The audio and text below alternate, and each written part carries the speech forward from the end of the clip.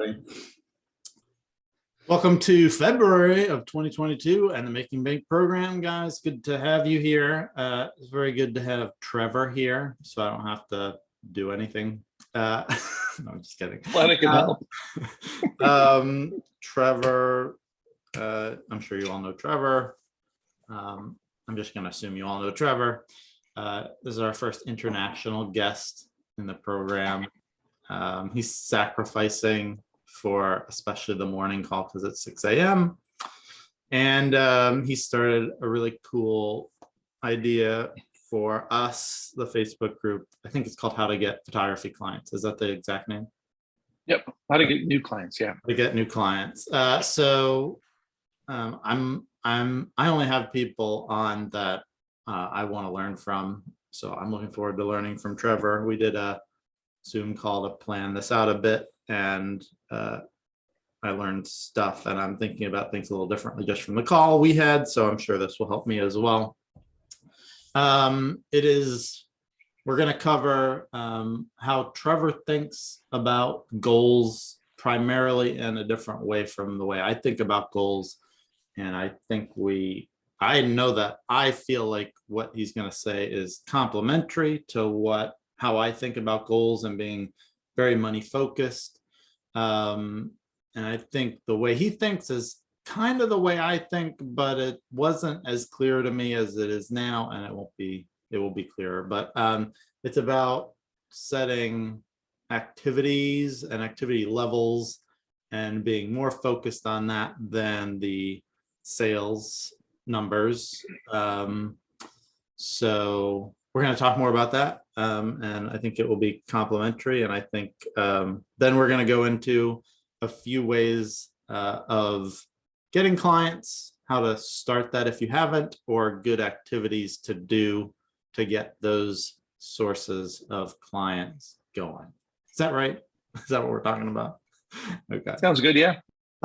So let me let Leo in. Okay.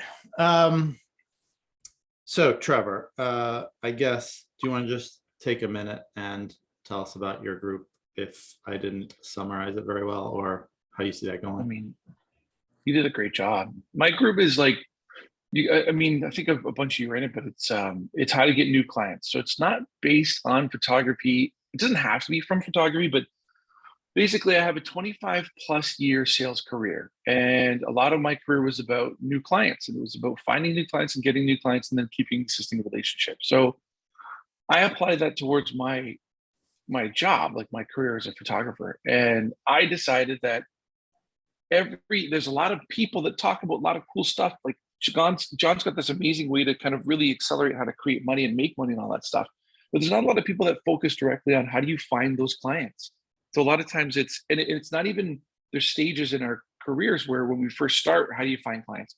When you're kind of hitting your groove, you want to find clients. When you want to accelerate to like $1 million a year, how do you scale up? And you need strategies that surround your ability to control how you make clients, or you're going to always be kind of at the whim of your own organic growth, which never, ever, ever moves at a fast pace. So I created a group to hopefully do a little bit of that. This is the short version. Yep. Good. Okay. So I'm all big on financial goals, and that is the bottom line for me.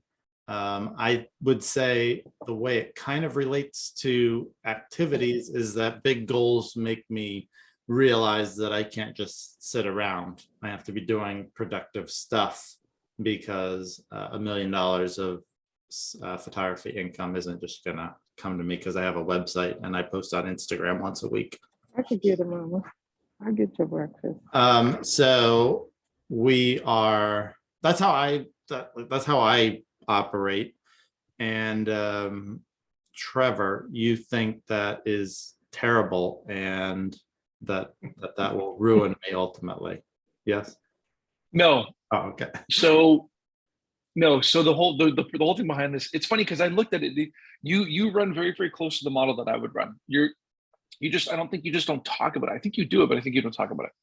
So the short version for me is the quick premise for everyone is that in a sales career, you go through peaks and valleys. Like if you're a commission-based salesperson, You go through grinds, and what you do is you start your career and you grind and you try to make as much money as possible. Then you see a few clients, and then you stop doing that grind because you're happy you're making money.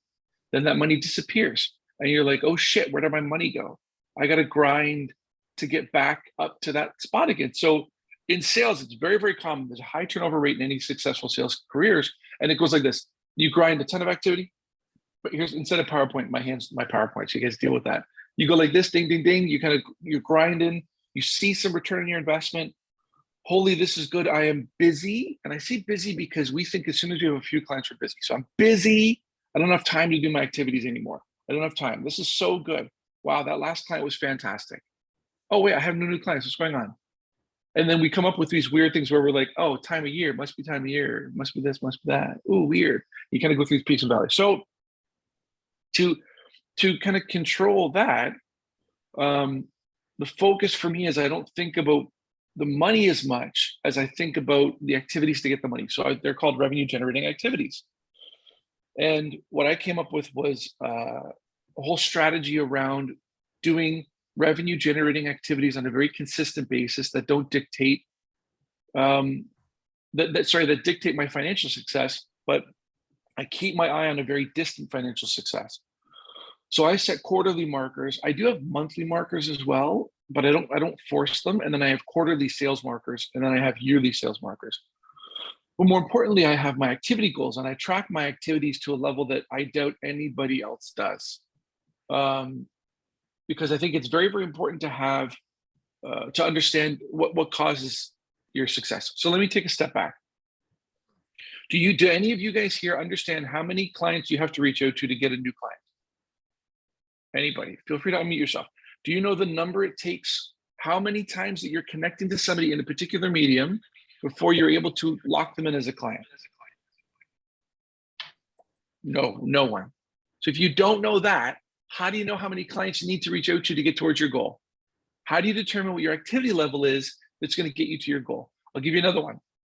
Do you guys know how many LinkedIn connections it takes to instigate a response in your LinkedIn connections? These are averages. This is not for everybody. These are averages. No, you don't. No one knows that. So these are the kind of things. So what happens is that if you do any length of time, and you can pick a wild number of metrics, it's really cool. If you've been in business for any length of time, you start to develop these kind of patterns and habits that you can see. Early on for me, I used to do that with referrals. So I said, when I'm starting my business, how many people would I have to reach out to, friends and family, to get referrals to businesses? And then that number sets it up for you. So if I'm like, I want to connect to like 3 new businesses a month. We're not talking get your headshot sessions, which we'll talk about in a second. But if I'm like, how many referrals, how many friends do I have to talk to get referrals for companies? For me, it was 3. If I actually, and I mean talked, if I'm like, hey, you work for so-and-so company, can I get the contact name of somebody that works there? Because I really want to get in there. I'd love to see if I could do some work with them. You stepped in front of my camera. We had a fun time. Can you help me out? That number was 3. So now if I said to myself, I want to add 1 new client a month, then I knew that the absolute bare minimum is I have to connect to 3 friends. But the reality of it was, it took me 4 clients for me to get a potential future client. So now that means four company contacts to get 1 future client. 4 company contacts. Yeah. So then that math for me was 12. So now that meant I had to connect to 12 new friends in order to potentially get contacts of 4 that could potentially lead to 1 new client. So these numbers aren't finite; they shift, they move all the time for sure. That's why we track them. That's why they're called KPIs, key performance indicators. But those are the numbers for me. So does that make sense? The biggest thing I'll tell somebody who's a salesperson, which you guys all are, I hate to say it, you're all salespeople, is that when someone's like, if I say, what do you want to do? So I used to manage sales teams, and I would say, what do you want to do? And people would be like, well, call some clients. Okay, cool. You want to call some people. What does that look like? What are you saying? How are you saying it? What's your success? What does that number look like? The more you guys dial into that number, the more you can celebrate that success. Does that make sense so far? It gets very, very deep, John. We didn't even get this deep when we were talking, but yeah, It does make sense. The first excuse I would come up with is that it seems like it would take a lot of time to me to, like, for LinkedIn, since I'm big on LinkedIn, to track absolutely everyone I connect to. And then I think there are different ways of connecting. So if they just view my profile, do I keep track of the people who view my profile that I connect to with a note? Do I keep track of people who actually liked a picture that I posted of one of their mutual connections? Do I keep track of them, separately? Like, these are people who I just reached out to. These are people who I want to shoot individually. These are people who I want to shoot for their company. These are people of influence who could lead to other people. It just seems like it could very easily become overwhelming to track how I connect with them, who they are, whether it's a referral from a friend, or if they inquired and then I connect with them on LinkedIn. These are all different people with different probabilities overall based on these factors. So do you just keep track of, like, connecting with someone on LinkedIn is the No, that's a good point. and You can, the probability is this? it's the control the controllables. So for my world, I know that, and I don't do it as much days anymore. So when I started off, if you gauge the final result, so when you go from how many clients you talk to how many clients you have a Zoom chat with or a meeting with, to how many clients you give a proposal to that cause you to get a close. So that's kind of the core. Like, you don't want to control. If you start tracking like people that look at you, you can't control that number. So there's no point in tracking it. Or you can track it just for your own good, but you're going to fall into this pit of analysis paralysis, which doesn't help anybody. So it's only things that you can control and you can outreach towards. So getting a client would involve, what's the client acquisition look like for you, and then work your way backwards. For me, if I'm reaching out to clients, you want to think about last time I got one client, how many people did I have to talk to in order to get me that one client? How many clients did I have to send a proposal to get that one client? And then you work your way backwards from that action step. So it's very, very important that and it can change. Like, the standards would always be is the activities that are being watched that are leading you towards getting a new corporate client. So first thing I would say is, you don't count this towards individuals. I don't, at least. I have virtually no metrics towards individuals because they're so much harder to lock down than businesses. Because businesses have people in positions, and they have budgets, and they have yearly spends, and they have marketings. It's much, much easier when you're talking companies, not individual people. Individual people just come to you because you post enough pretty stuff on LinkedIn. That'll kind of start the trend. So you want to develop what key performance indicators make sense for your business. For me, I typically would want to look at who I give proposals to. That's always a good one, because that determines the overall close rate. And if you're going to look at anything, for me, that close rate's the most important. I'm around a 75% close rate for my clients. And I floated, which basically means if I propose a rate to 10 people, maybe let's not say 10, let's say 100, 75 of them are going to say yes. The other 25 are going to say no. But there's a catch, because this is only people that will get me on the phone. If they won't get me on the phone, they don't go to my close rate, because I don't bother investing any time into them. So you have to develop the metrics that are going to help you with your business the way you want to track it.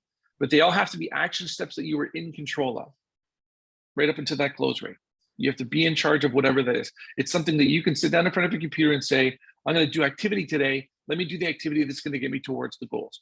Let me reach out to 12 friends. So I should get 4 company names when I reach out to 12 friends today. And out of those 4 company names, I want to try to get at least 1 client out of that. Or I want to get 2 proposals out of that. Like the results end up fluctuating based on where you are in your career. And then from there, you start to refine to increase that close rate. Does that make sense? Yeah, I mean, for me, that's a big shift because I imagine that you were tracking everybody for individuals and companies. But if you're only tracking companies, that's much different and much less whelming.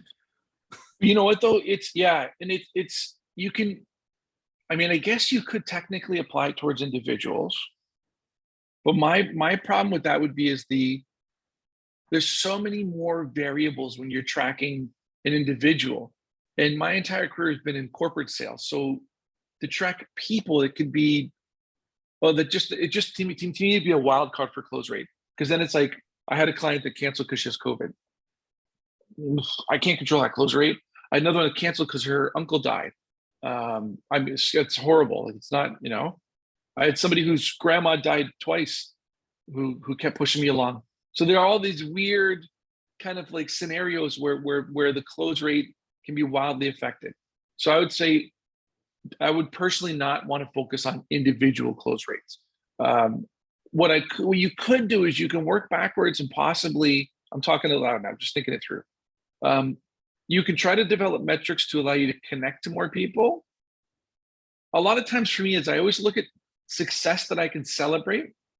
So my key one for LinkedIn, for example, I know that if I add 5 people a day, if I do 1 to 3 posts per week, and if I engage 3 to 5 times a week, I know that typically will generate me 1 to 2 clients. So for me, that's metrics that I always do. So say that And then again. I always Say that again. 5. You connect to 5. Say that part again. 5 new connections a day. So it's 20 a week. This is 5 days a week, guys. I don't do 7. 5 new connections a day, 1 to 3 posts, and 3 to 5 engagement. That's my post engage connect that I talk about. To me, that typically will generate me 2 clients.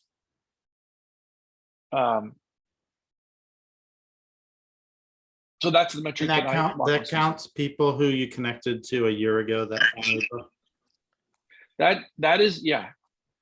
Okay. That one's a bit more on the wild side, but if we're talking revenue generating activities just on the marketing side versus kind of acquiring clients, then that output almost consistently gets me 2 people per week. So it sounds like you have activities that are standard and you kind of have a general idea of the outcome of that sort of activity level on LinkedIn, for example, for individuals.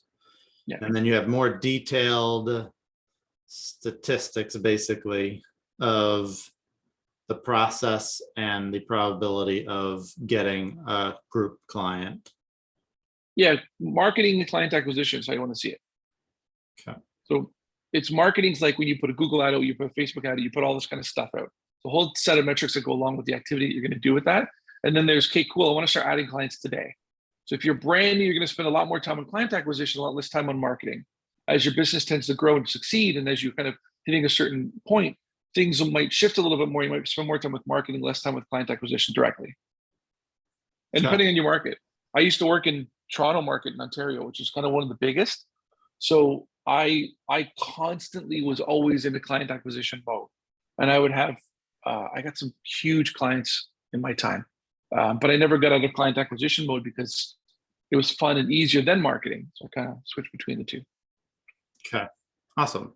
Any questions on that for Trevor before we move to the next stuff?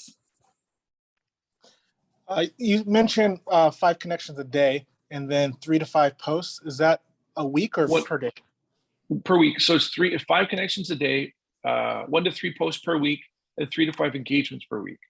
3 to 5 engagements. Okay. And what's an engagement?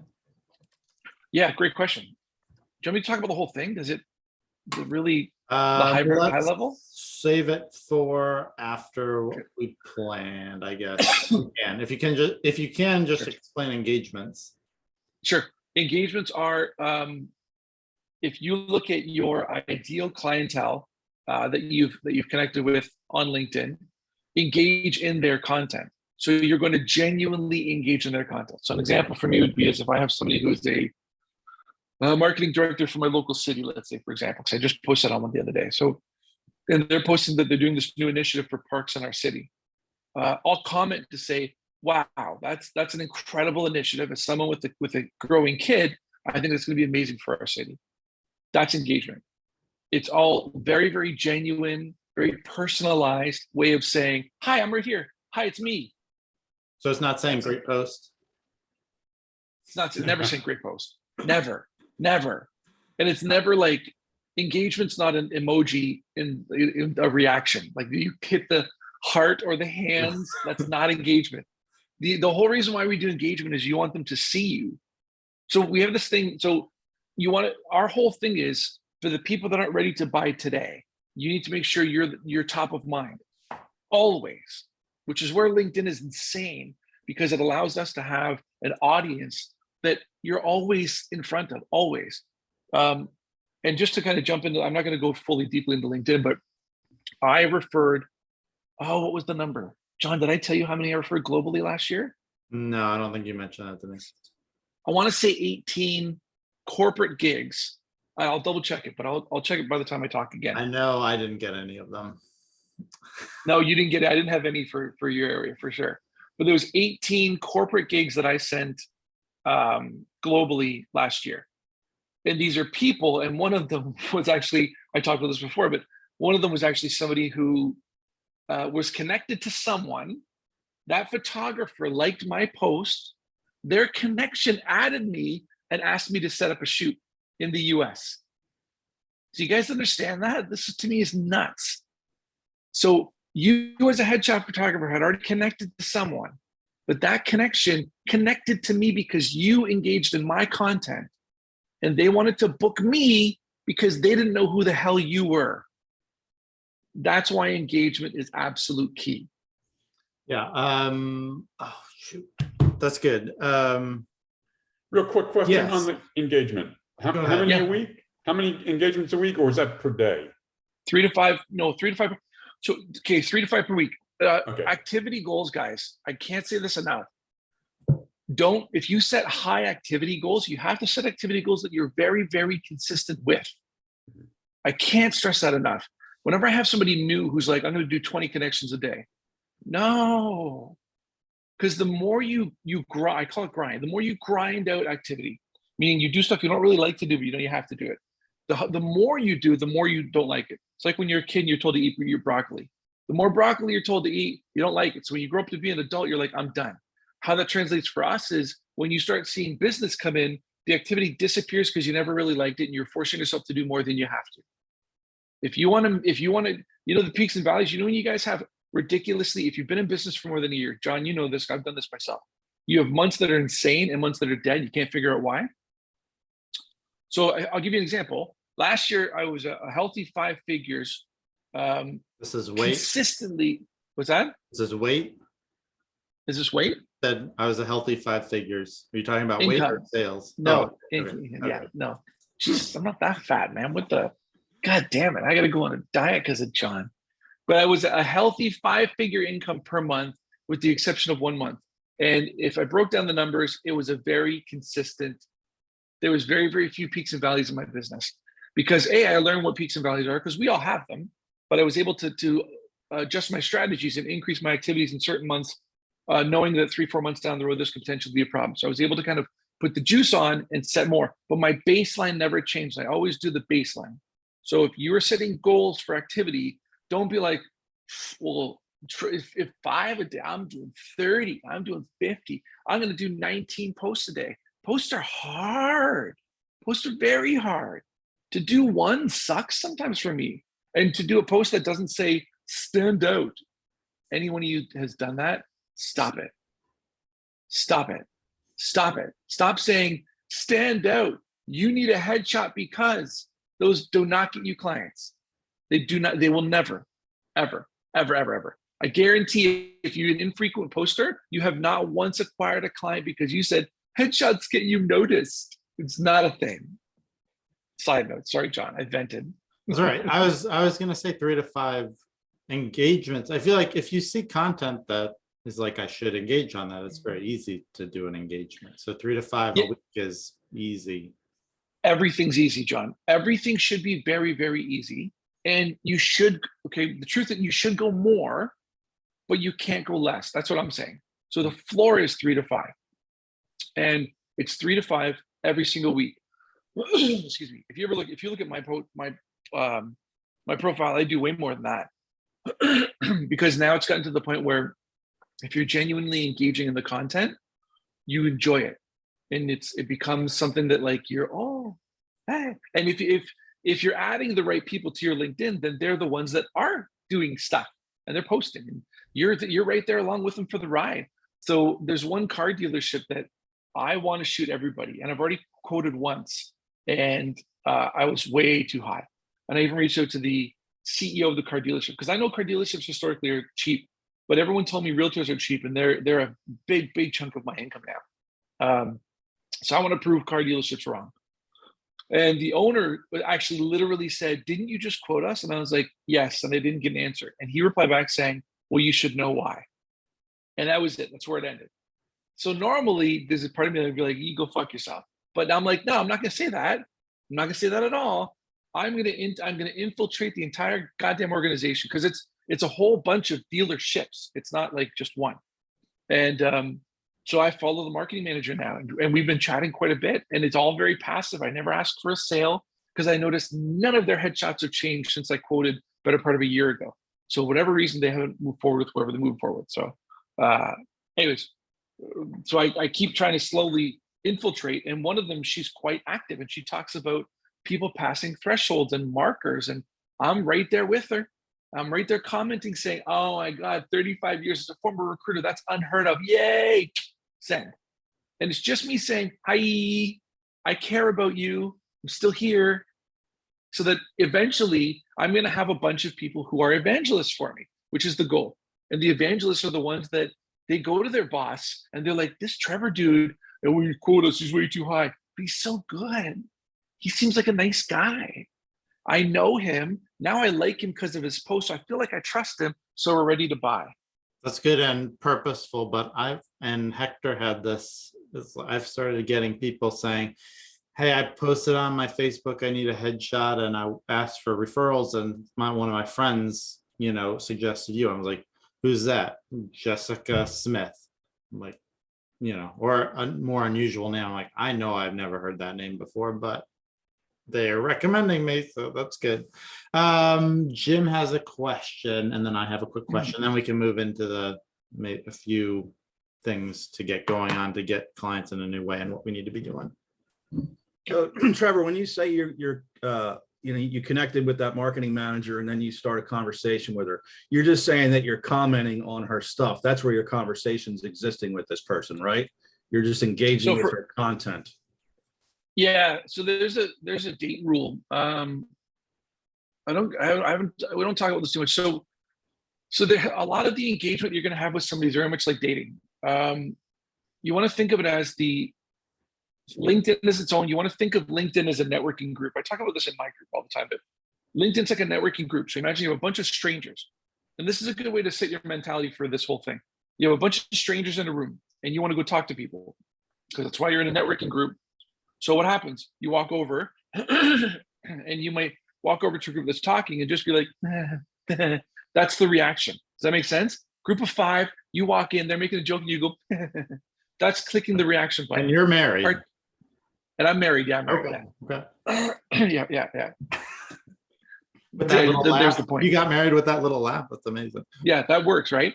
So part 2 is when you actually walk into the group, somebody says something and then you say, "That's a really cool initiative you guys are doing for your company." That's when you're commenting. Then there's part 3 would be as you go in, that's a great initiative, and they've been seeing you for a bunch of days. So now when the group kind of separates a bit, you might go to that one person and be like, "Can I tell you what you just said really resonated with me? I deeply appreciate it." But you're still doing that in the comment area. You're not directly messaging this person. It's all still. So that's the third date. I directly message. I don't recommend it for everybody because you have to have a really, really good understanding of where the conversation is. Because the way I say it is you have to earn the right to instigate a conversation with someone. You have to earn the right to say, "How are you today?" If you send an email and you're saying, "How are you today?" It's bullshit. It's not real. So it is, you have to earn the right to say those things, if that makes sense. So when we're talking about the messaging, it's not something I'd recommend for most people. But if you've been commenting enough and the person's reacting to what you're saying, so you're not creepy, and there's legitimate resonance between what they're saying and what you like, then for this person, for example, I can't remember what the comment was, but I literally sent her a message saying, "I love how active you are. Seriously, I made a comment about how you guys have great tenure. And I think it's insane to see this. As a former recruiter, you guys did an amazing job. That's all I wanted to say. And that was sent as a message. So, but I really don't want you guys to think it's post, engage, connect, message. I don't want that. Once in a while, when you've been doing it for a bit and you know that you're ready to go to the third date, then it should feel relatively natural, like a human interaction. Most people have to get out of their heads is the when you walk up to a group. Or even worse, here's what you're posting. Imagine, side note, imagine you're a group of 10 people. Here's what the posts look like when you do the typical standout. You walk up to a group of 20 people that are all chit-chatting and you go, "Hi guys, you should stand out with your headshots." Imagine how awkward that is, right? Like, so this is what I'm saying. That's why you don't do those kind of posts. Everyone does them. I did them for years, but you have to know that it's just an advertisement. And then that falls into the client acquisition phase, which doesn't help you for what I'm talking about for LinkedIn. Sorry, John. Tangents. I'm a tangent guy. Quick question, thanks, Trevor. quick question before we move on.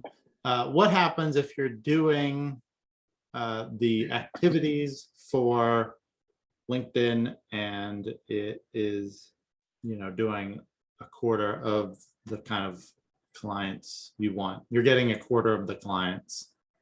That seems likely to happen, that if you're setting these easy goals of every day doing this amount of activity, what happens if it's just not enough clients? Yeah, it's a good question. So if you're normally in sales, I keep going back to the sales things. Normally in sales, if you don't see what you're doing at first, you increase the activity to see if there's any impact at all. If you increase the activity slightly and there's no impact, then you know it's what you're doing that is more than how much you're doing. So if we used to, as an example, I used to cold call. I've said this story before, but I used to do 125 dials in a morning. That was my job. And I was a very pushy, I was really good at being pushy salesperson. I've done if you guys want to talk about objection handling, my old school sales thing, man, I went to all the sales trainers and I did all this kind of crazy stuff. So I was a hardcore, "Hi, Trevor calling." It was, and the simple way is that we were told to do 125 dials in the morning, 3 to 4 visits in the afternoon. That's how you start to develop it. And if you did that, which most people had a hard time doing, it was really tough. But if you did it and you still weren't generating what you were supposed to, they would say, now you're going to do 150 instead of 125. You're going to go visit 6. And if you still did that and you weren't getting the results you were looking for, then they were like, you suck at everything else. So you're good at generating the activity, but you have to look at what you're saying, when you're saying, and how you're saying it. And you have to refine that a lot more, which is significantly tougher because you have to literally, that's where the humility of being in sales is. You have to say, oh shit, I'm doing something wrong. The way I'm talking is wrong. What I'm asking is wrong. Who I'm looking for is wrong. It becomes a bit more tricky. But if you're doing something like what I say on LinkedIn, which is the Post, Engage, Connect, because you're aiming at such a large audience base, because here you're doing Post, Engage, Connect, but your posts now, as your audience grows, you're always adding more. Guys, you want to do the math on how many you add in a year?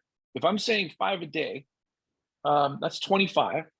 So if you're saying like, what is that? 100? It's at 1,200 a year. Yeah, it's only 1,200. Is it?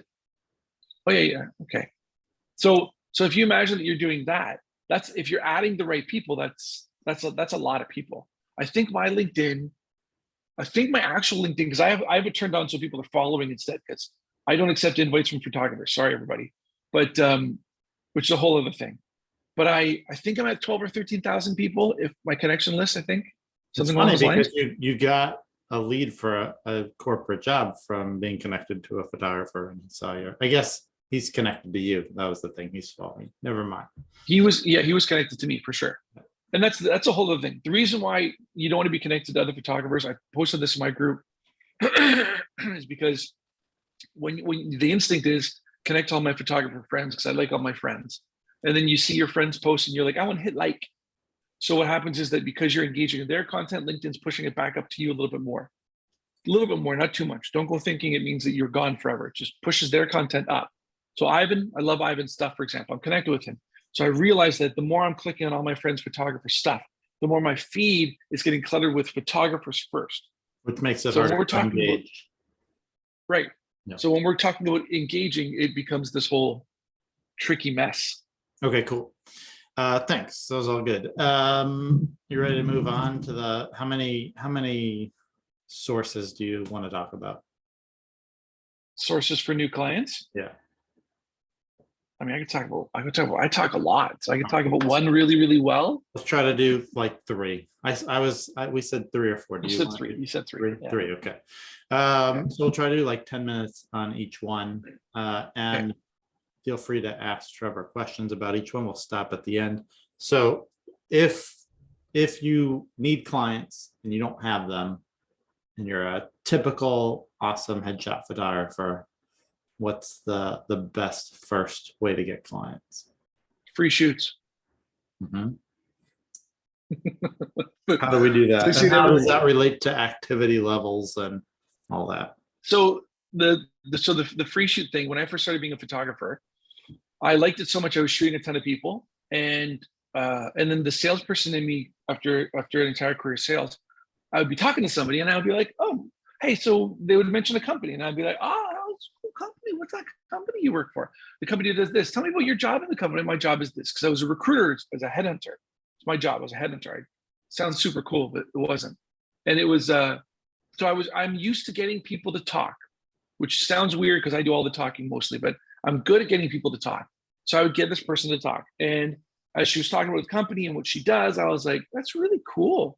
So then what we're doing here, you're going to use this headshot. She's like, yeah, absolutely.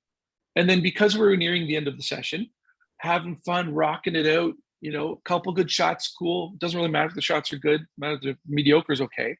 And we're having a great time. You laugh, but it's true. You don't have to have great pictures to be successful.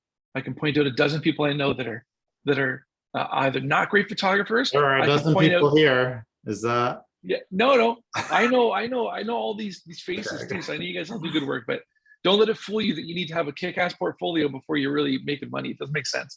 Anyway, so as we're talking, it's like, cool, blah, blah, blah, blah, blah. And then I would say, so who can I talk to give them something that's kind of like what I'm giving you? Who do I talk to? Because I'd love to grow my business. And it's a great time with you. I'd love to find some more people that are just like you. And then invariably, if you're asking for a name, so the difference for referrals for me, I don't ask for referrals because I don't need your pity. It sounds weird, but it's how I've always felt it. When someone's like, send me your people that you know for headshots, good luck. There's a thing that if no one will hunt out friends to refer to you, just so you guys know, don't think it's going to be a thing. It's never a thing. What happens is if you tell them, so you post on Facebook, hey, send me people if you need headshots, send it to me. If that's all you say, send me all your friends for headshots, please. If they hear of anybody within 3 to 5 days, they're going to remember you, but then they forget about you. Because if you're not always in front of their face, they forget about you, just how our brains are supposed to work. So when they forget about you, then they never get you back again. So you got to maintain that top of mind, which kind of connects to all the marketing stuff. Anyways, going back to the freebie stuff, that's one method. And I would use that method to connect to individuals at first because I was too scared to reach out to companies. And I would use that. And if I did a creative shoot when I was in Vancouver, and I do them here too, but I do them a different way to get business. When I would do a creative shoot, I would just chit chat and I'd be like, yeah, okay, well, where do you know? Or where would you find where can I find people like you that I could shoot? And I'd develop a relationship and get to the point where I'm like, this has been so much fun. How do I reach out to your friends so I can try to get some more business? Oh, I'll put up stuff for you. Oh my God, really? Would you put a post on Facebook? That's cool. Could you tag me? That's wicked. So a lot of times when we do creative stuff, we make these you must post me every time you put a picture. You must put my name every time you put a picture. If you empower someone to do something on your behalf, you get evangelists, which is what I call them. I call evangelists people that love you and your brand so much that they're screaming at the top of mountains. So I have like a handful of people that every single time there's a post on Facebook asking for photographers in groups that I'm not a part of, they're tagging me, all this stuff. One guy, Brett, I shot him 3 years ago. He's still, every time there's a post, he's like, Trevor Walker Photography. He's the best one to go to. So you develop these evangelists. That's our whole goal, is develop a whole bunch of evangelists that scream our names. I keep ping ponging back and forth. Does that make sense with the free stuff? I didn't catch when you talked about the free shoot.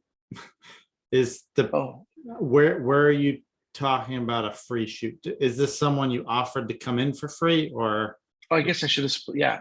So it's anything. When you're first starting, it can be a creative shoot that you set up through, it could be a modeling agency. It could be a Facebook post that you do for friends and family. So when I'm starting off, my general rule was I wanted to shoot friends and family first for free, because close friends and family will never pay. That's kind of a golden rule I have, so it's never awkward. Friends of friends pay, and friends of family pay, but family and my friends don't pay. So I would start there. And then as I was growing my business, I would pick individual people. Like I'd go to a Facebook modeling group. Is one of the ones I used to go to in Vancouver, and here too, do the same thing. And I would put a post up saying, hey, I'm testing some new lights. I want to get some cool people in the studio. Let me know. And then as people would kind of apply, I would look at their backgrounds and I would see, like, do they have a job? Do they work somewhere? What do they do? So that when I bring them in, I'm kind of prepared. And in our whole creative session, we're talking about, so where do you work? What do you do? What's the company? Oh, you work for a large company. Cool. Is there anybody I can talk to there for me to try to get more business? okay, cool. What do you offer them when you offer them a free shoot for non-friends and family? So if I'm doing the creative shoots, I normally do 3 images. If I'm using it as a client, if I'm using it for client acquisition, so if I'm using it as a source of referrals, I give them the shoot in 3 images. I used to for a while. I tried to get money out of them. So I know that you do something that's a little bit different, where you target people and offer them kind of credits or sessions or something. I never did that. No, I tried for a little while. I used to offer them a session in 1 image. Right. Instead, what I do is I go for people that are a bit more experienced in front of the camera, so I get some cool shots for Facebook and everything else, and then I'll aim for the companies they work for. So I'll give them whatever they want.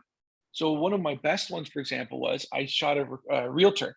So when I first moved to the city I'm in, I was in a networking group, and there was one realtor who was very, very active on social media. And then when I would talk to her, she knew everyone, and she had her own projects. One of them was like 100 awesome people. So she had a podcast where she would every single month interview people that were active in the community and gave back to the community. So we chatted for a bit, went for a couple coffees, and then I said, hey, come on, jump in front of my camera for me. And she was like, what? And I was like, come on down. I have a new makeup artist I'm testing out. So come on down. I want to have you in my studio. And I mean, truth is, she's also beautiful. So it was good for my portfolio. I brought down the makeup artist I was trying out at the time. We had a big fun shoot. She was the person who connected me to one of the brokerages who I've shot 90% of the people in that single brokerage. So there's a great example of, like, I intentionally connected with her and talked to her, and I wanted to kind of be friends with her, but also wanted access to her network. So by introducing her through a shoot, she ended up referring me, and she, for the longest time, told every single soul to come see me. But like anything, because I'm not top of mind with her, I don't spend as much time with her, I don't get the same referrals anymore. So that's why you have to put the time in and spend the time with the people, and then ask for the referrals. You get the referrals. So you were talking about not asking for referrals, and now you're talking about asking for referrals. So is it referrals that just come naturally because you're connected, rather than asking them to connect you to people they know, or what is it? What do you mean? So if I'm doing a free shoot, for example, Yep. then I want something out of it. So then I'll ask them for a referral. But when I say ask for a referral, I don't mean tell me if any of your friends want headshots. I literally mean give me the name of somebody to reach out to. Okay. It's good. Thanks for letting me clarify that. Because what I'm saying is, if you post on any social media platform saying, send me all your referrals, useless. But if you say, give me the name of somebody I can talk to, you skip the point. When you ask for a referral, they're going to say, anybody who mentions needing headshots, I'm going to tell them about you. What I'm saying is, give me the name of somebody I can contact and I can reach out to. that's way more powerful. Asking for one or two specific referrals rather than asking for all the referrals. Yeah. Yeah. That's a good clarification, John. Thanks. I appreciate it. And so I thought you were gonna say that you offer free shoots to like the friends of the people you shoot, but that's not what you were saying. No. Okay. So if once in a while, no, yeah, it's a bad habit. If somebody, okay, so here's the cheesy, sneaky salesperson in me. Sometimes if somebody's interested in a shoot and I see that they are in an area that I want to permeate, acting was one of the ones too that I did quite a bit of, and I wouldn't recommend it. I shot somebody a while ago who is very active in the acting community where I am now, and I offered her a free shoot. I'm really trying to be careful what I'm saying because I don't want people to be like free shoots for anybody. So, but I had a very specific goal of getting into the acting community, and I did, and I owned it for the longest time. It wasn't just because of this one, but I basically gave an actor free acting headshots, which it's against my rule to just offer free shoots to somebody for something that I'm supposed to charge for. If it's a model that wants to jump in front, do some cool stuff, and I get to play with lights, it's different. And if I decide, well, we're in a session, I'm going to give you headshots while you're here, for my portfolio, it's different. I'm skating a weird line. Anyways, point being is there's exceptions to every single rule.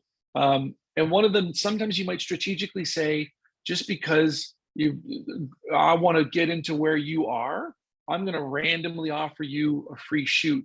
But there's always a catch. So if I offer somebody a free shoot, I don't say it, but the point of it is going to be is I want something out of you. I don't want just a free shoot and you leave. So while they're in studio, if you do it properly and you're not putting pressure on them, it's not abnormal. But we're getting into real advanced stuff that I wouldn't normally talk about. So the free shoots are a good tool until you reach what point? Like a good frequent tool until you reach what point? Like should I be doing free shoots? Or am I past that? No, okay. You should be. Everybody should be. And but I imagine you get more picky as you go. Yes, you get more strategic. More so John, I'll take you as an example. So if you're hitting 1 million, you've done a fantastic job of breaking it back to how many clients you need, what the averages look like. So if you're looking at, okay, what is it? Because everything's 3 months from now, you know this too, we talked about this, but like, so if you're saying what I'm doing now, let's look at the summer. What's my summer going to be? And if you're like, hey, I want to get into 3 of the top law firms. If you're having success in one area, you might want to dig deeper. So if you want to get into some of the top law firms, then you're like, cool, what's the strategy around getting to a law firm? I'm going to reach out to the most active one that's on social media and say, my God, I love your stuff. You're a good looking dude. Can I get you in front of my camera? I'd love to get you in front of my camera. And there's ways of doing it in a way that doesn't just sound like you're being altruistic, because you really have to word in a way where it doesn't sound like I'll get you in front of a camera, but like you have to kind of develop the relationship. And again, if you're engaging in the content of the person, so you've added this influential lawyer for this giant law firm, you're engaging in their content, you're starting to build a bit of a relationship, you're at second base already, you've gone to 2 dates, you're commenting, they're liking what you're commenting, you're consistently doing it. And then the third one might be a message saying, can I tell you something? I love how active you are. I hate that headshot. You seem like you're a cool person. Come on down. I want to give you 1 free shot, which is probably similar to what you do anyways, John, but those kinds of things, the point is you get the guy. And the reason why I want the guy down is because then you're shooting for a little bit and you're like, okay, I went to your company's website before you came here because I was really curious. Why are the headshots so shit? Why do you do that? So the last law firm I got into, the guy was like, I know they shot us with a bookcase, and they literally had a bookcase in the background and everyone's like the same pose of, and I was like, you guys look dorky, like it's horrible. And the guy's like, I know. And I was like, listen, help me. Like I'm helping you now. Connect me. How do I talk to that person? What does it look like? And then, what I always do is if I'm ever getting a referral, the important part is to say, can I reference this conversation? Because then if you're doing outreach, which is a whole other level, but the outreach looks like this, you're saying, hey, so-and-so, I was talking to Jason, one of your lawyers in this area. He mentioned I should give you a call to talk about what I do. Yeah. Is there a time we can hop on a quick phone call or Zoom chat? Because then if you, it's warm instead of cold, which is a whole other level of stuff we could. When you do a free shoot for an individual, what percentage of those are really with a mind towards getting a group? Are they all that way or most of them? No, so I do. So I'll do a lot of free shoots now. I found that I've been very, very, very busy, which is knock on wood, it's fantastic. But I have found that I need creative outlets. I need to try different things because if not, then I see my portrait sales. I don't know if anybody else sees this. My portrait sales kind of go, the more I'm jacking the headshots, I'm so busy that I slow down on portraits. So I would stop. And for a while I was doing galleries like you wouldn't believe, but don't tell Tony. But I would literally like, or yeah. And I would literally kind of like, it would slow down and I would be like, I wouldn't say jump in front of my portrait setup. I wouldn't say sit on that stool and these lights. Like I would kind of be like, meh. And if it was a face, I'm really particular on light, which I guess we all are. But so if I look at a certain face and I'm like, I don't want a jawline. I don't want to put a big modifier on their face today. So I do a series of free shoots to kind of get that juice going. Because if you get a pretty person in and you're playing with light in a way that you're like, let me try something different I haven't tried before. Let me, play with different lighting setups that I'm going to use next time I have a client in. Those ones I kind of do for fun. But then when I do those, I almost always just go to one or two modeling agencies. So I'm no longer advertising. I do free shoots. I'm reaching out to somebody in particular. And I'm saying, can you send 2 people next week? Blah, blah, blah, blah, blah. So then I'll do free ones, kind of no strings attached. But even then, the modeling agency ends up reaching out to me saying, listen, we have some new people coming down. Can you book a day of shoots? So it still works. If you do the job well, it still works for getting business. Okay. Yeah. Cool. Anybody have questions about this? I'm throwing a ton. Yeah. You guys you're gonna retain a very tiny portion of it. So I can understand it's a lot of info.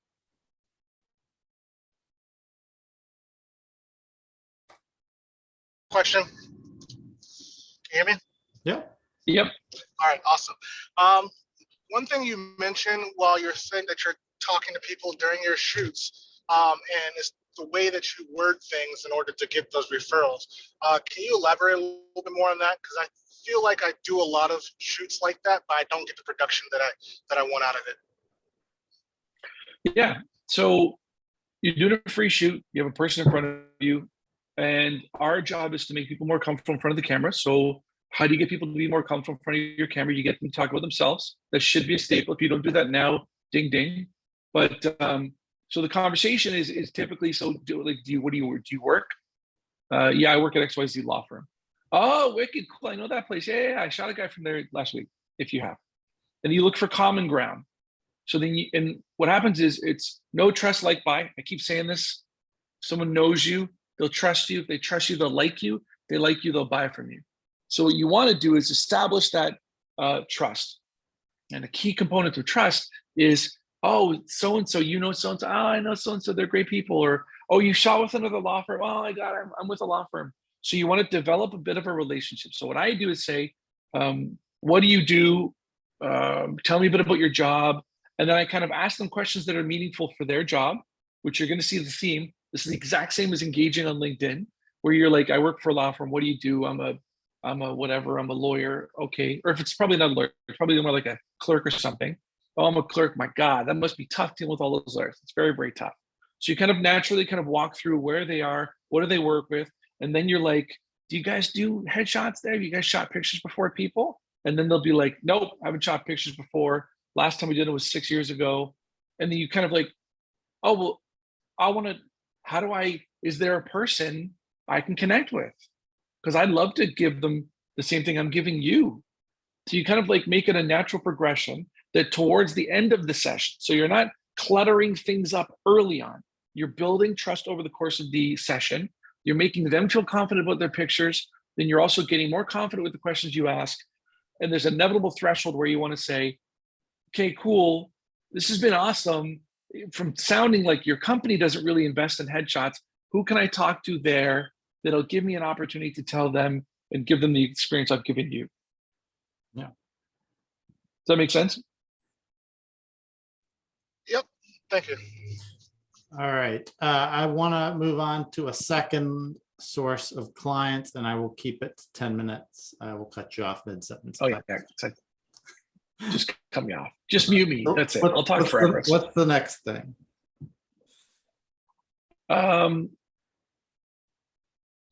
What's another one for shoots? I feel like the next source of clients. That's what I'm talking about. Do you understand? Yeah, no, the next source of clients.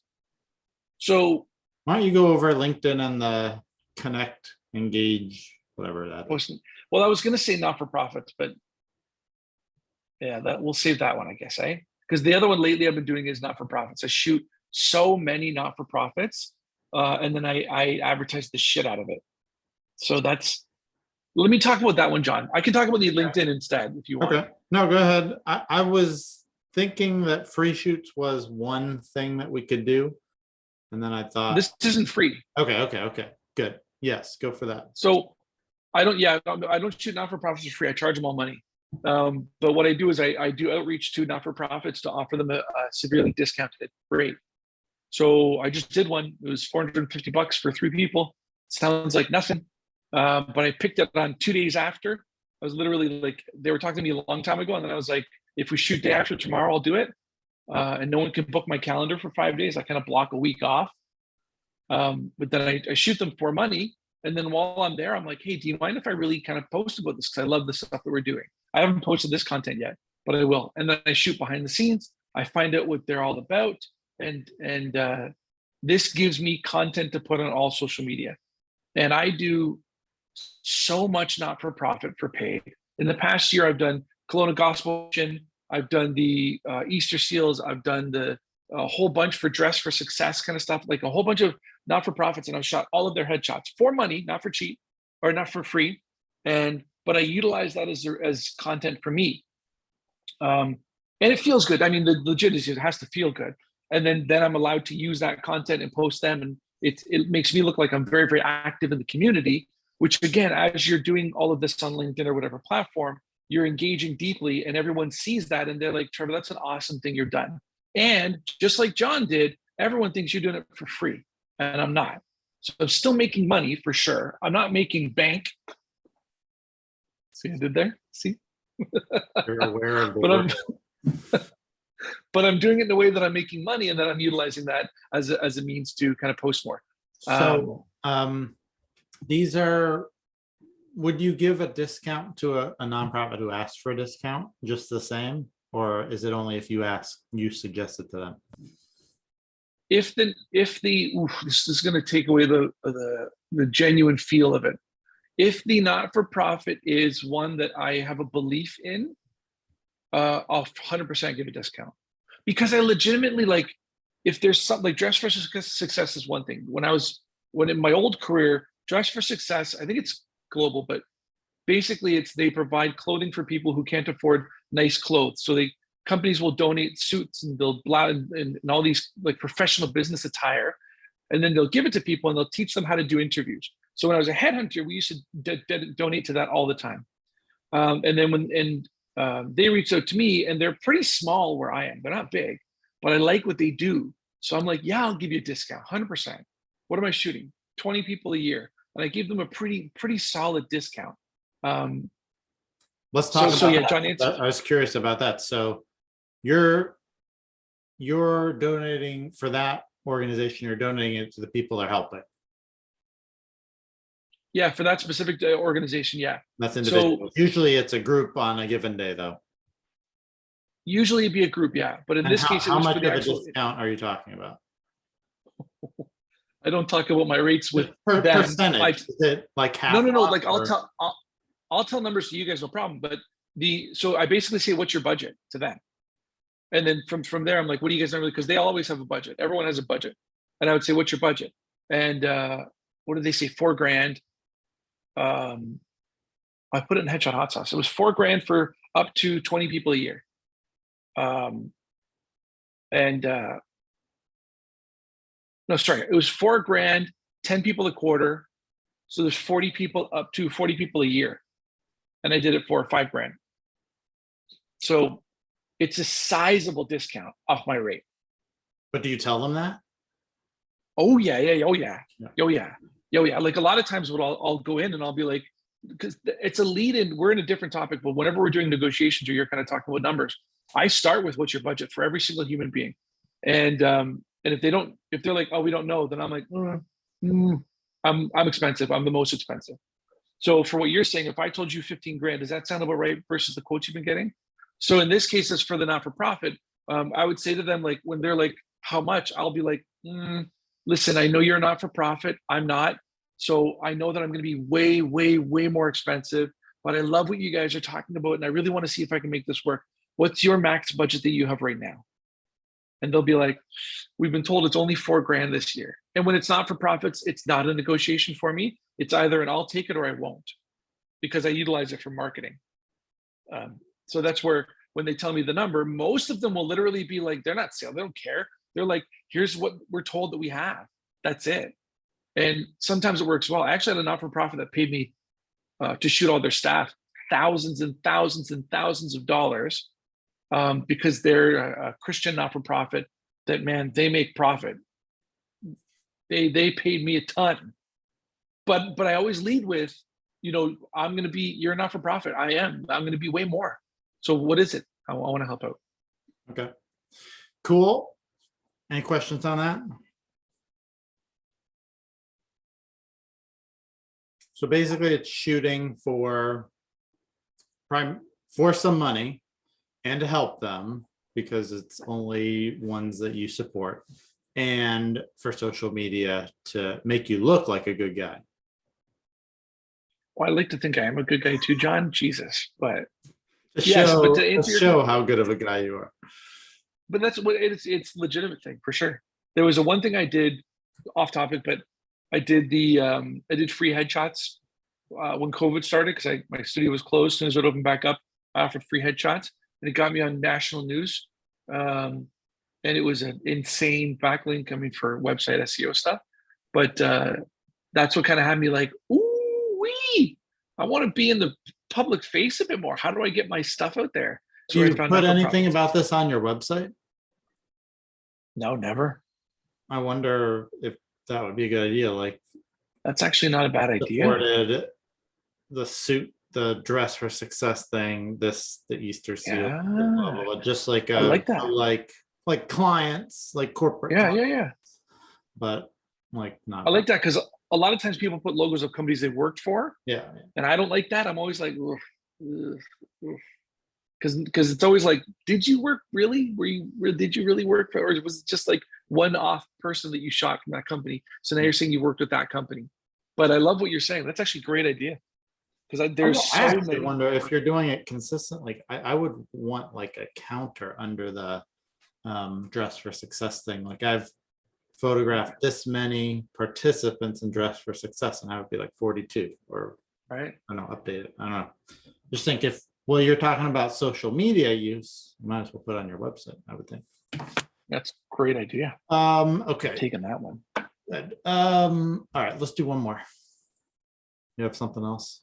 If we're looking for one more. one more, we're looking for clients, we're kind of slow, or we're just not where we want to be. What's a new kind of strategy? So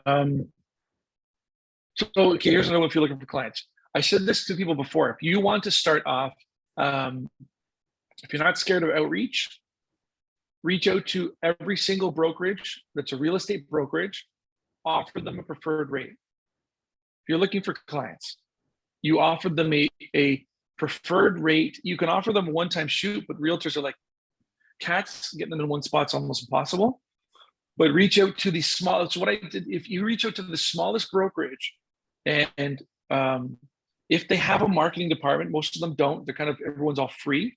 But you talk to whoever's the most influential, so the admin, the reception, whatever, and you say, hey, I'm a headshot photographer in town, and I want to offer each and every one of your agents a preferred rate.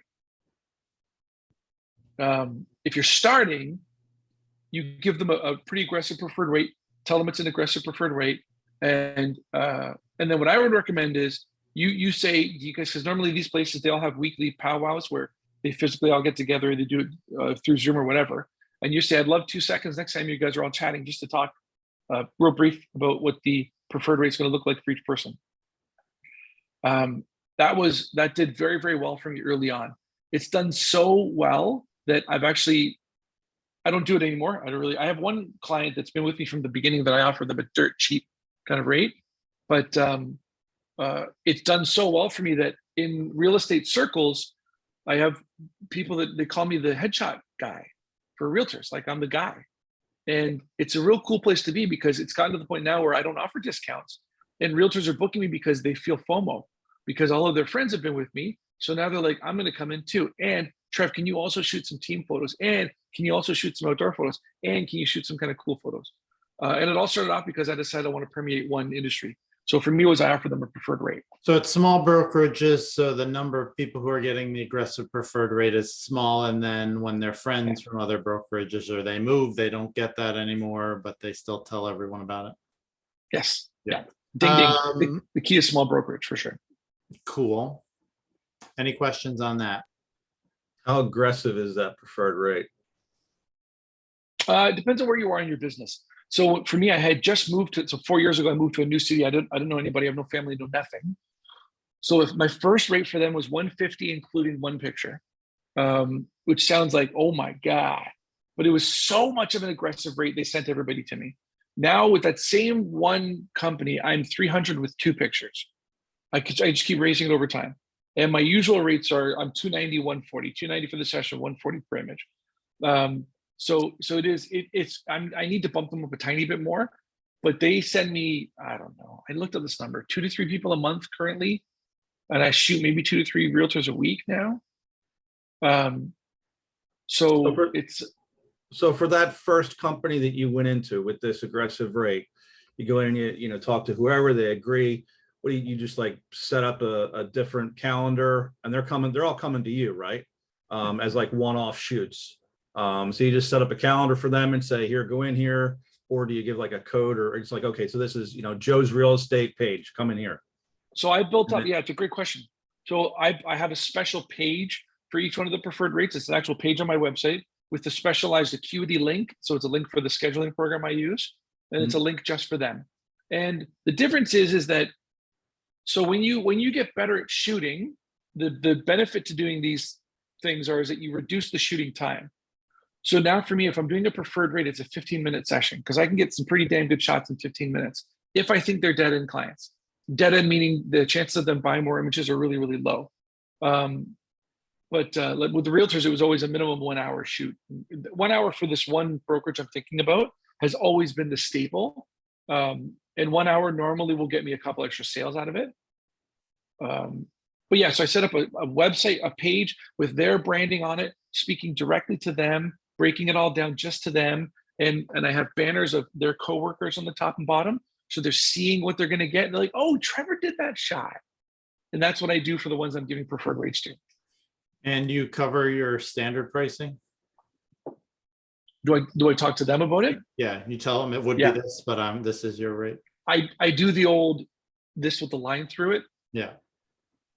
Because when before I you was do 300. the call, it seemed like you might not tell the person you talk to what the rate is because you want to talk to their group. So what I call it is a severely discounted rate. So when I would approach them, I would say, like, I'm new to the city. I love having realtors in front of my camera. I think there's a big miss in this market that I can help you guys out with. So I want to offer you a severely discounted rate to really quickly expedite the branding for your company and increase the overall cohesiveness of your look of your company. And I just happened to pick one that loves dark business cards. So ding ding for the kind of shooting that I do. I like dark backgrounds and shadows. So it kind of like fell in line with what they were looking for. So you wanted to get on a call with the group, but the person didn't know what the rate was going to be for them? No, I told them the rate. I didn't tell them my full rate. So I don't talk about my rate. I just say, I'm going to offer you a severely discounted rate. It's 150 for 2 images, which is a massive discount off of my rate.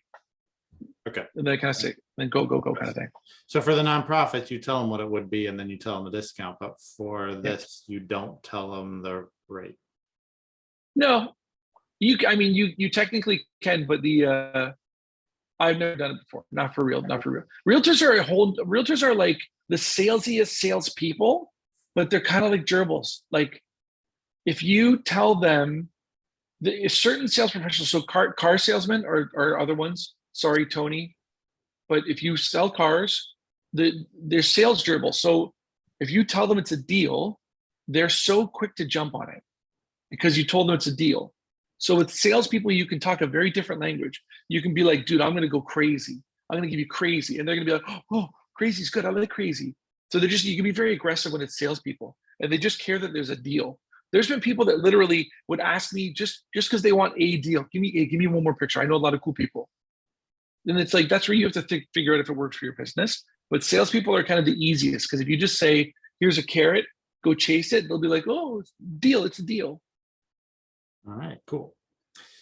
Well, I'm gonna label this call Making Bank with Photography or Making Bank Coaching Program, free shoots and discounted shoots. That's what we talked about today. But to make money with stuff, to make money with them.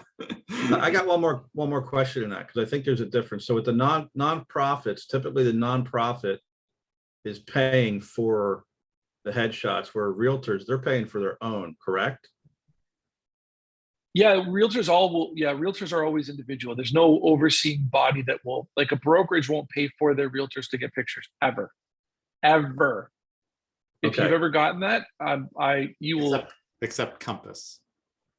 Except for mini brokerages. If you have a brokerage that is under the arm of a big, so I'm talking like Remax, Royal LePage. I don't know if you guys have those there. Century 21. There's brokerages inside of a brokerage. You can have mini brokers, which they're using their brokerage as an umbrella, but they're operating as individual small teams and they're considering themselves brokerages. They don't count. They're not really brokerages. It's the ones that are kind of the license holders at the top. Those are the ones that really are the companies. Because I have a lot of, at least those of us in the US, I had Compass pay me for 75 people directly. oh, did they? Yeah. Yeah, but I think that is unusual. Maybe it's only Compass. Maybe. I mean, I'm sure there may be a difference in US versus Canada, but here it's like sometimes you'll get a mini broker. Like I have one guy who sends all of his new hires to me and he pays for all of them, but he's technically a realtor that holds a brokerage license underneath a bigger brokerage. So those are rare. I'm talking like you want to go for the brokerages where they have hundreds of people. Those are the ones that you want to approach. Hold on. I thought you were saying you want to approach very small brokerages with the free shoot. Are you saying with the discounted shoot? So yeah, small brokerages like 150 or less, 200 people or less. That's a small brokerage. Okay. Big brokerages are going to be 300 to 500, sometimes 1,000. Okay. So yeah. So when I say, again, thanks, John, for the clarification. I'm not good. Sometimes I miss these things, but a small brokerage, it's not like 5 people. It's still well north of 100. Okay. Like the tiniest brokerage, if they're anything less, you can go to, they're called boutique brokerages here. I'm sure they're the same thing there. But it's like a boutique's anything like under 100 or 75 or something like that. The boutique ones you can certainly approach, but I probably would choose to do a group. Like if it's like 50, 25 people, something like that, I would probably instead approach them to say, let's set up a date where I come down. Each person pays me $150 for 10 minutes in front of my camera. If you guys can get 20 people together, I'll come down. Yeah. So like I might do something like that. I did that for Remax here in town. And that one worked very, very well. And Remax has 400 brokers. So that was a whole different random ball shoot where I just called them up and I said, if we can get this many people down on the day, I'll shoot you guys all for dirt cheap. So there's a lot of different strategies you can do to get clients. Yeah. There are dozens and dozens and dozens and dozens. So what I'm saying is kind of like giving you a generalized idea. But once you get to a certain point where you're seeing a return on some of those clients, you can try new weird things. Because technically what I just told you guys, I did the opposite where I went to a brokerage and said, let's get a group shoot together. You have hundreds. I'll give a couple dozen a day of my time and shoot cheap photos.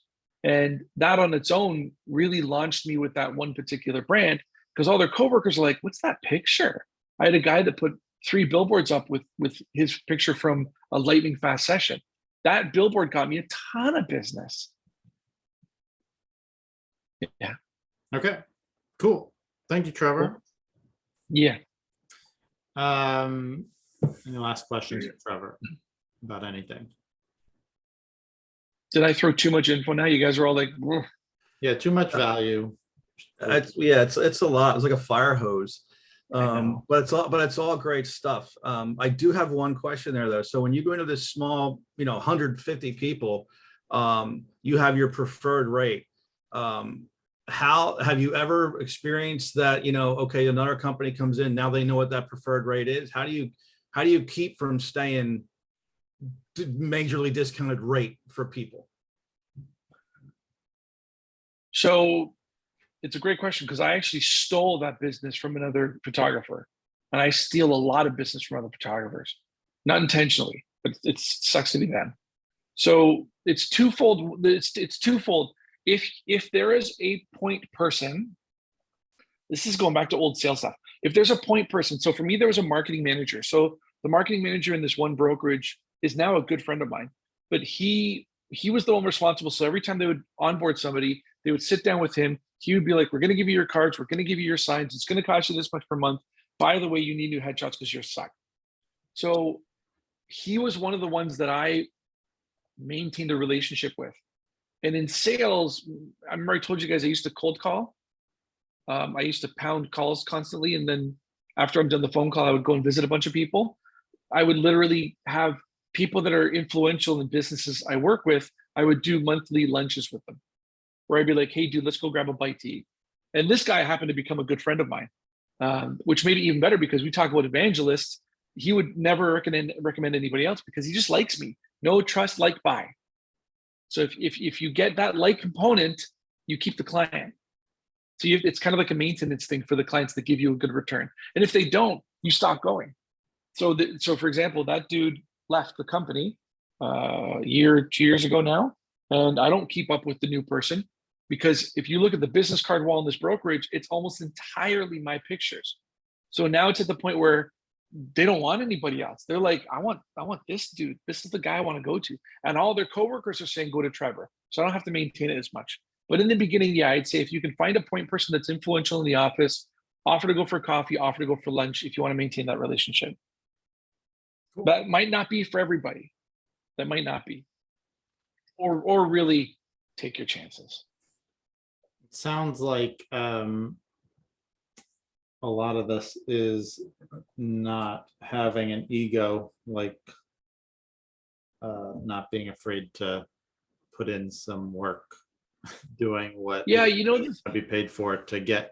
Really, it's about building awareness in a specific group.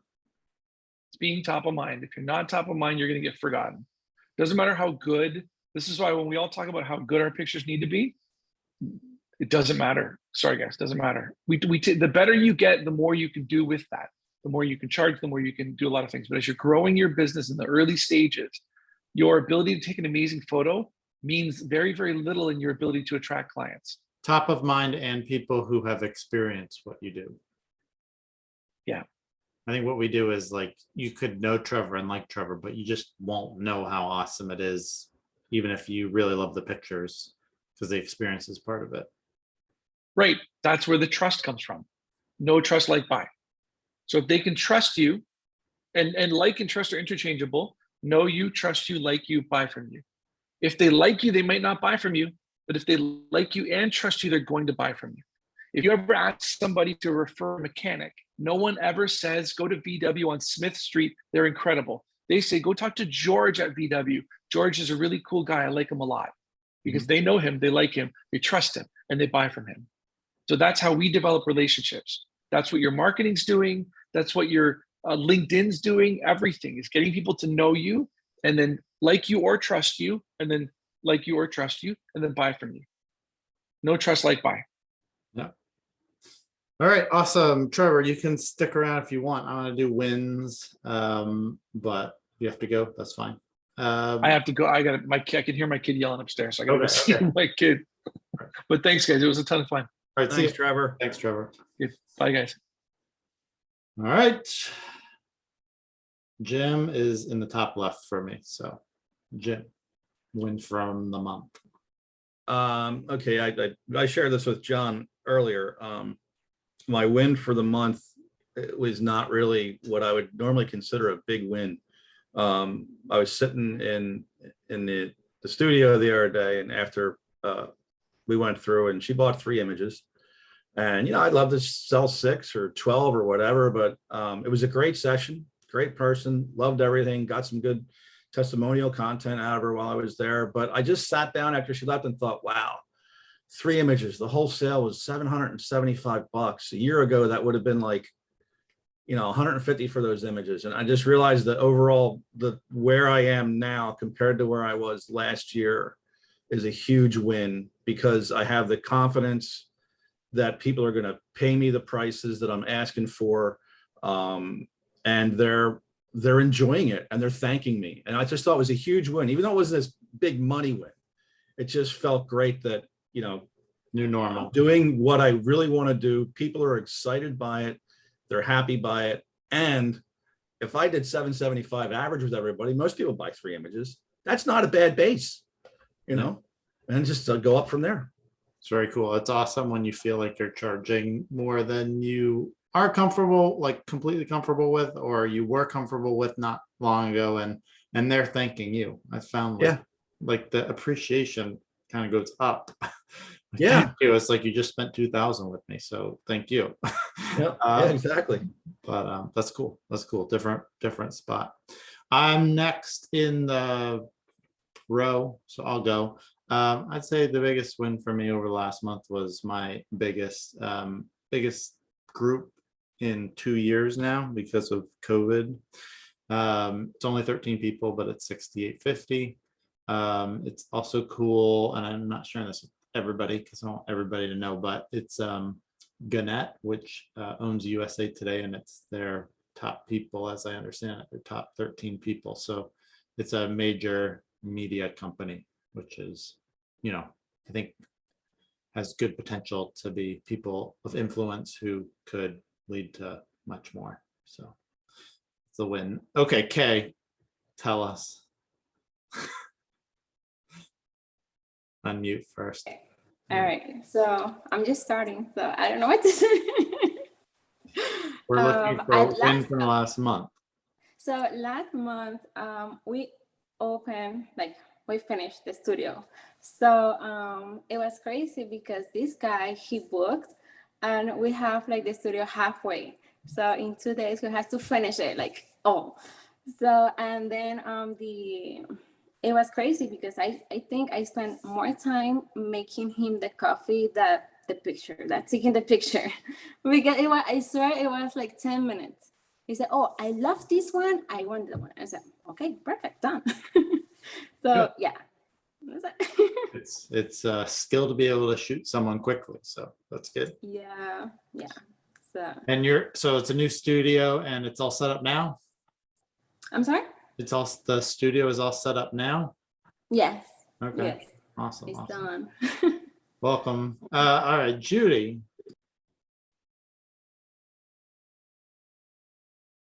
There we go. I guess I don't have any really big wins monetary. December was great. I did more in December than I've ever done in my whole life as a photographer.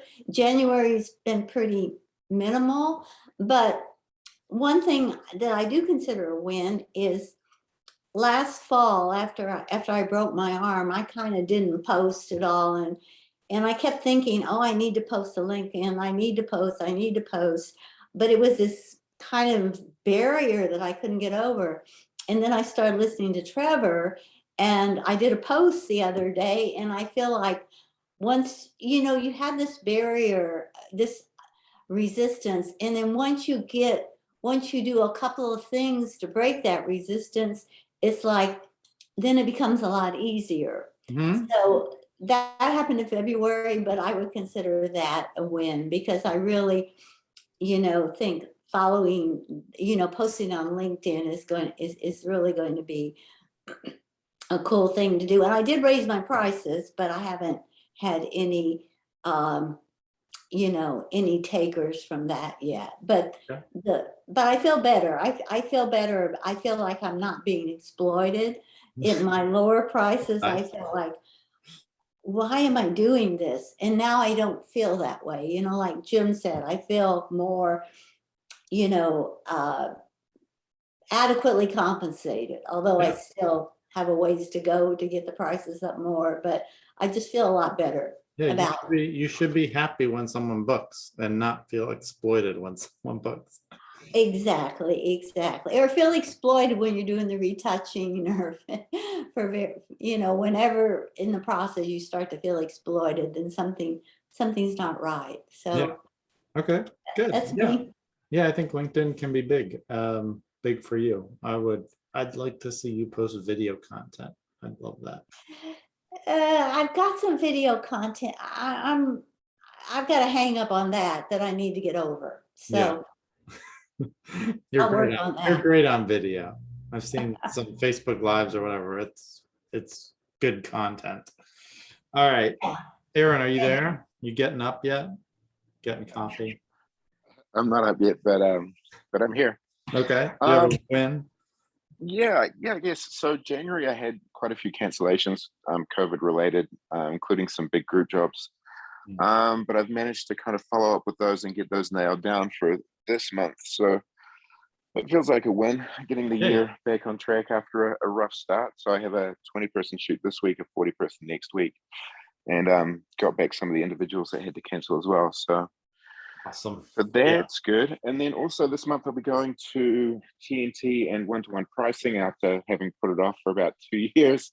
So that feels like I'm taking that as a future win. Yeah, I think that'll be big. That's great.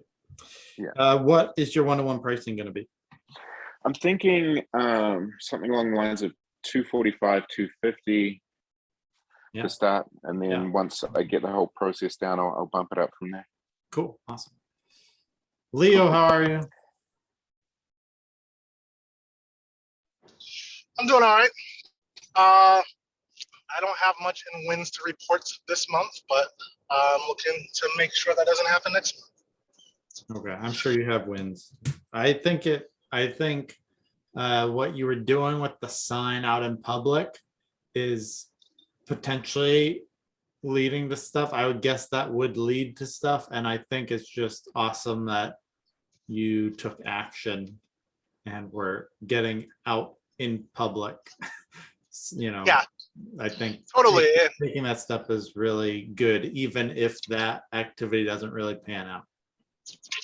so I wouldn't consider it for last month, but yeah, I did start that campaign. And that's, if that goes well, then I'll definitely report on that next month. Yeah. But yeah, I've got it. I gave out a couple cards. I actually connected with a photographer who says, he does a lot of headshots in the valley. He needs more photographers. So if that pulls in work, I'm happy to take that on. And yeah, the campaign's awesome. People been reacting. So yeah. Could be a good way to get reps in for the headshot. Yep. Yep. Awesome. Jared, you're last but not least. Sorry there, I had to find a mute button. Okay. I had a really good month last month. I think I made right around $11,000, which was great for January, which last year was really slow. And I think last year I made under 4K last year or somewhere around that.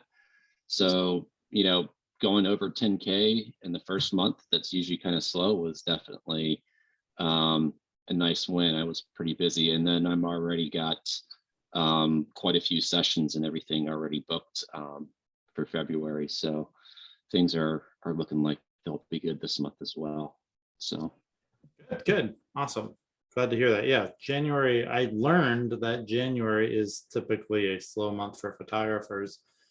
And I'm hoping that I did 3 times, you almost did 3 times what we did last year, follows through. I hope that January was slow for me too for this month. So I'm excited. Like Aaron's saying, you have 20 and 40 people groups. Super exciting to me because I want some, 13's good, but I want 20, 40, 60, 100 person groups. And I hope that they're coming back. It seems like they could be coming back soon. So awesome, guys. Good to see you guys, and I guess I'll see you guys around. Anything? Thanks, Sean. Anything before we go? All right.